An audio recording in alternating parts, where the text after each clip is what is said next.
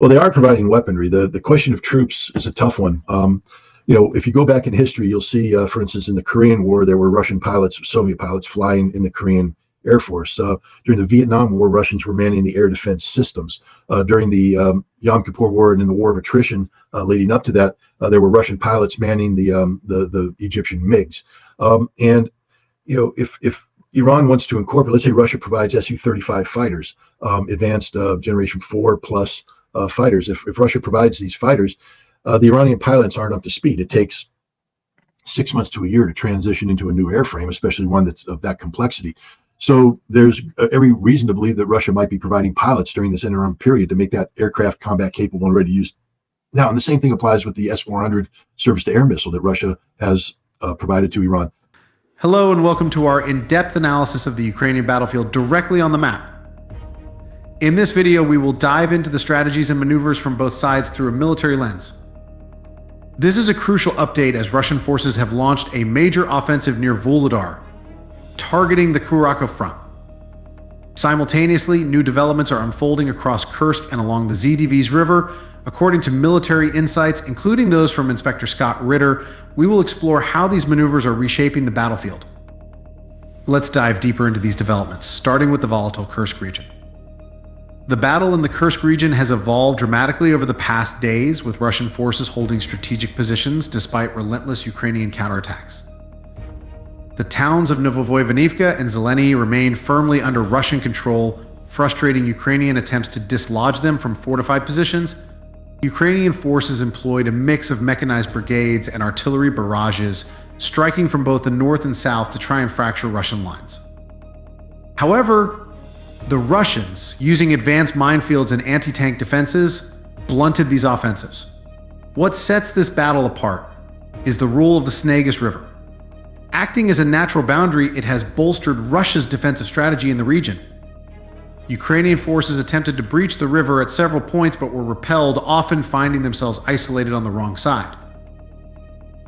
Russian engineers have constructed pontoon bridges across key sections of the river, allowing supply convoys and reinforcements to flow seamlessly, ensuring no disruption to logistics. Meanwhile, Ukrainian forces, unable to maintain a stable foothold across the river, have been forced to abandon certain forward positions. Isolated units are now scattered, vulnerable to Russian encirclement tactics, creating opportunities for Russian forces to launch local offensives. The new front line along the Snagus River has become the site of fierce combat, as small settlements like Dorino and Nikolaev Dorino are engulfed in battle. Russian artillery units maintain relentless pressure, reducing Ukrainian positions to rubble. Observers argue that these defensive moves not only stabilize the region but also set the stage for future Russian operations aimed at deeper Ukrainian-held areas. We now shift our focus to Vuhledar, where Russian forces are executing one of the most aggressive offensives seen in recent weeks. The offensive in Vuhledar marks one of the most ambitious Russian operations in the campaign so far. Russian forces have coordinated multiple attacks across different axes, seeking to overwhelm Ukrainian defenses through rapid maneuver warfare. A significant breakthrough has taken place along the Zoloda-Nyva-Shakhtarsky corridor, with Russian units capturing key positions near Shakhtarsky. This town, positioned at a critical crossroads, offers a staging ground for deeper Russian advances toward Ukrainian rear areas. At the same time, Russian mechanized brigades are advancing from Bohoyavlenka toward Novokrenka, aiming to encircle Ukrainian forces and trap them in a shrinking pocket.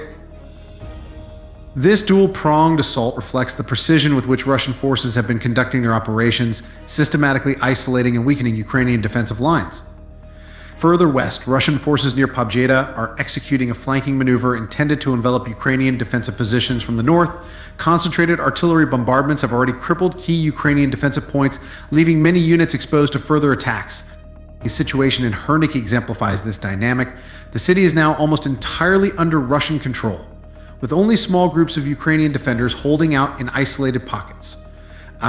Under growing pressure, Ukrainian forces have begun a phased withdrawal from Hernik, abandoning some strategic positions to regroup further south.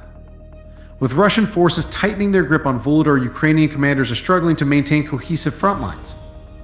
This evolving situation aligns with developments in Selidovo, where Russian operations are on the verge of delivering a decisive blow. The battle for Selidovo marks one of the most pivotal moments in the ongoing conflict. Within just 48 hours, Russian forces executed a series of coordinated operations that led to the capture of nearly 90% of the town. These maneuvers, carefully planned and executed, overwhelmed Ukrainian defenses at critical junctures. The southeastern sector fell entirely under Russian control early in the offensive, and by the following day, Russian troops had seized the southern districts as well.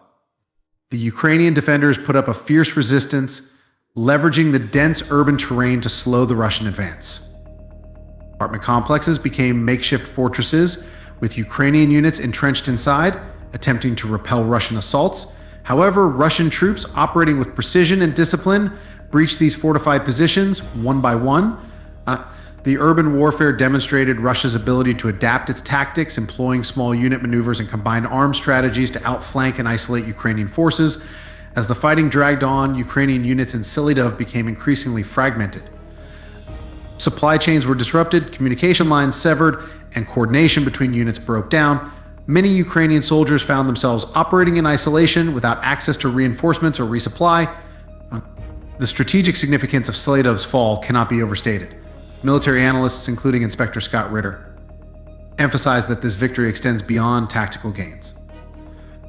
It provides Russia with a significant foothold in the region, positioning them for deeper advances toward Kharkov and potentially other key urban centers in the Ukrainian rear. This victory places the remaining Ukrainian defenders in a precarious position. As their forces retreat westward toward Kharkiv, they are moving into areas with fewer natural or man-made defenses, leaving them increasingly vulnerable to further Russian advances. At the same time, Russian forces are consolidating control over Selidovo's remaining districts, preparing for follow-up operations that could destabilize Ukrainian lines even further. Selidovo's capture also serves as a warning of what may come next. Russian forces are gaining not just territory but also operational momentum, forcing Ukrainian troops into defensive positions across multiple fronts. The battle demonstrates how sustained pressure and well-coordinated assaults can lead to the collapse of even heavily defended urban areas. As Russian forces regroup for the next phase, Ukrainian commanders are left scrambling to reorganize their units, attempting to halt Russian advances along new defensive lines. But as the situation unfolds, it becomes increasingly clear that Russia's victory in Selidovo could signal the unraveling of Ukrainian control in this region. With this victory, Russian forces have secured a strategic advantage that positions them for further operations toward Kharkov and beyond. As they build on this momentum, the Ukrainian side faces the growing challenge of stabilizing its defenses along an ever-expanding front. Next, we will examine how these recent gains fit into Russia's broader plans for the region and the implications for the battles to come. The battle for Crimea has become a pivotal operation in Russia's broader strategy to secure the Eastern Front. Russian forces are methodically breaching Ukrainian defenses, gaining control over key roads that link Crimea to Selidovo and Novomytrivka.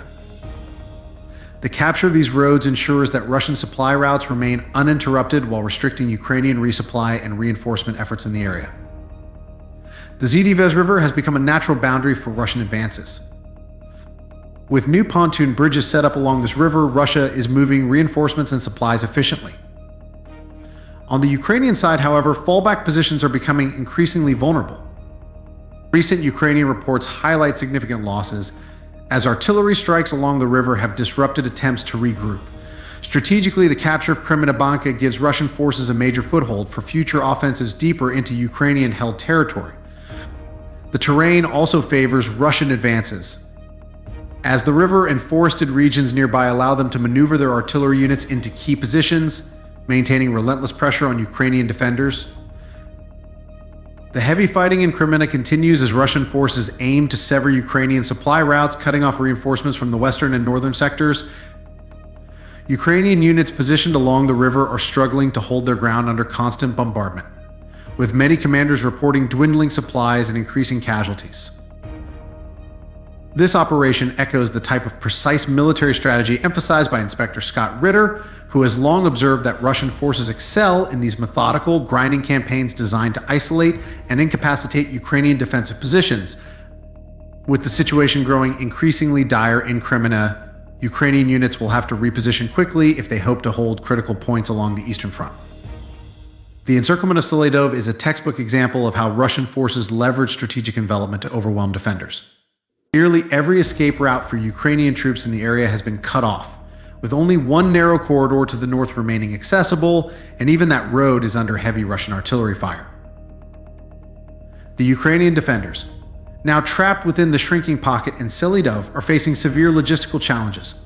Supplies of ammunition, food, and medical equipment are running dangerously low, and communication with rear command has been largely severed by Russian electronic warfare units. As the pressure mounts, Ukrainian commanders are being forced to make difficult decisions, either fight to hold their positions or attempt a risky withdrawal under cover of night. At night, Ukrainian units are attempting to slip past Russian forces using covert routes. However, Russian drones equipped with infrared cameras are tracking these movements, and Russian artillery continues to shell retreat paths, making any escape perilous. As Scott Ritter noted in a recent analysis, this kind of encirclement operation is intended to cripple Ukrainian supply chains and exhaust the defenders' remaining combat capability, effectively neutralizing them without the need for large-scale direct engagements. With the grip tightening, Russian forces are expected to press their advantage in the coming days. Ukrainian forces in Selidovo are not only fighting for survival, but also attempting to maintain enough pressure to prevent a total collapse along the southern front.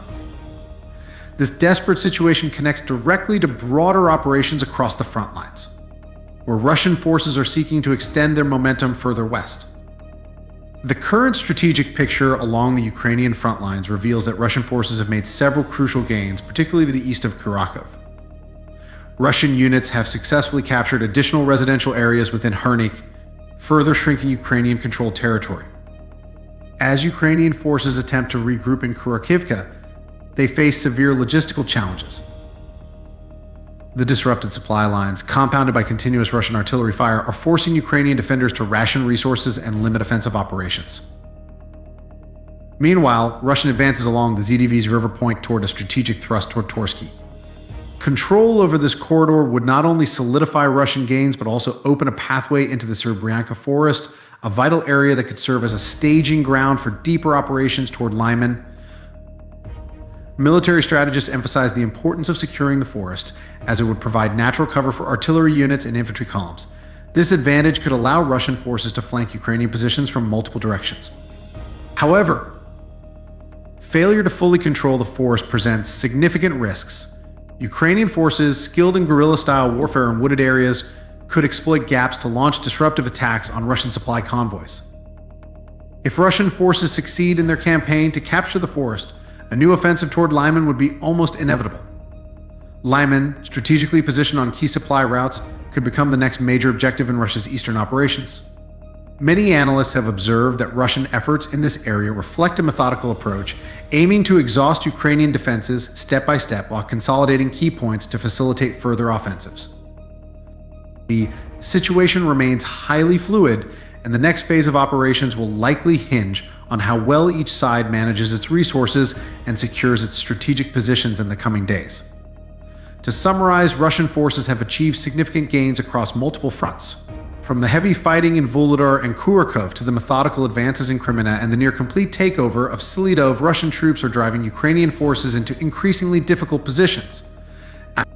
While Ukrainian forces are holding key positions, their ability to sustain these defenses is becoming increasingly tenuous.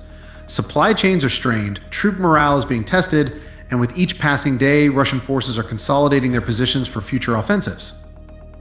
The upcoming days will be critical in determining the trajectory of the conflict. If Russia maintains its momentum, it could deliver a decisive blow to Ukrainian defenses. On the other hand, if Ukraine can regroup and launch effective counteroffensives, they might slow or even reverse some of the Russian gains. As Inspector Scott Ritter suggests, the coming days are crucial. Both sides are vying for control, but strategic planning and resource management will ultimately decide the outcome of this phase of the conflict. In any case, the conflict is far from over. Both sides are locked in a battle, not just for territory, but for strategic dominance. The unfolding events will shape not only the front lines, but the political and military landscape of the region in the weeks to come. Thank you for watching. Don't forget to like and subscribe to stay updated on the latest developments from the battlefield. Your engagement helps us bring you the most accurate and timely information. See you in the next video.